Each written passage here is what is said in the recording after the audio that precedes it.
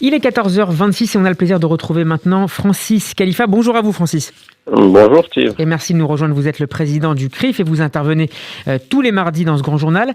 Vous revenez avec nous aujourd'hui sur le dossier Rami Shahat, le fondateur du mouvement BDS en Égypte, qui est impliqué dans de nombreuses campagnes de haine contre l'État hébreu, est arrivé à Paris ce week-end après sa sortie de prison en Égypte. Comment est-ce que vous expliquez, Francis Khalifa, cette décision des autorités françaises de l'accueillir ? Écoutez, autant on peut comprendre la dimension humanitaire qui a guidé l'action de la France et du président de la République pour faire libérer Rami Shahat, qui est l'époux d'une Française et qui était emprisonné en Égypte dans des conditions que l'on peut imaginer. Mais autant on peut également être choqué, parce que lorsqu'on connaît les engagements politiques,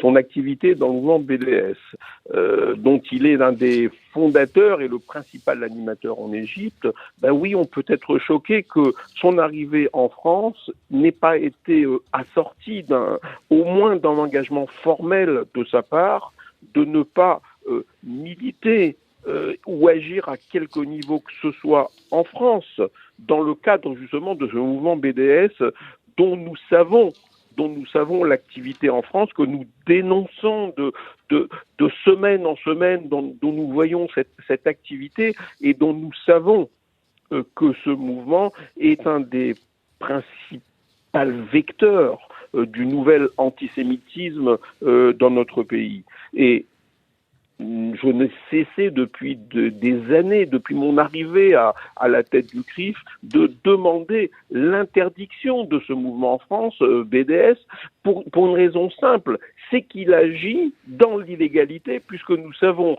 que dans notre pays, une loi condamne le boycott et que le boycott est interdit dans notre pays. Alors c'est ces contradictions qui nous gênent terriblement dans cette libération, c'est que on ne souhaite pas, et j'espère que c'est pas que c'est partagé au plus haut niveau de l'État, que l'on n'importe, que l'on fasse venir dans notre pays des éléments qui viennent renforcer l'activité antisémite dans notre pays, même lorsqu'il s'agit de renforcer ces mouvements qui sont encore une fois des vecteurs de la haine d'Israël, et à travers la haine d'Israël, c'est bien évidemment la haine des Juifs qui est véhiculée dans ces manifestations. Francis et on Khalifa, peut regretter. Est-ce que des démarches ont été entreprises par le CRIF, notamment auprès du Quai d'Orsay ?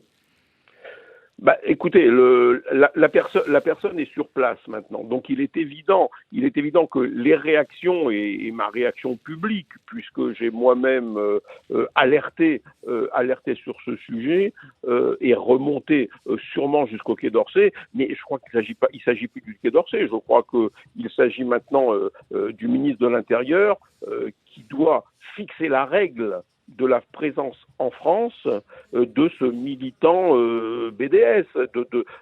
Et c'est au ministère de l'Intérieur maintenant qu'il revient de veiller justement à ce que son activité et que l'accueil en France dont il bénéficie ne soit pas pour lui l'occasion de poursuivre et d'amplifier cette action du mouvement BDS dans notre pays. Merci beaucoup Francis Khalifa. Je rappelle que vous êtes le président du CRIF. On peut réécouter votre chronique en podcast sur radioj.fr. Bonne semaine à vous et à mardi prochain. À mardi.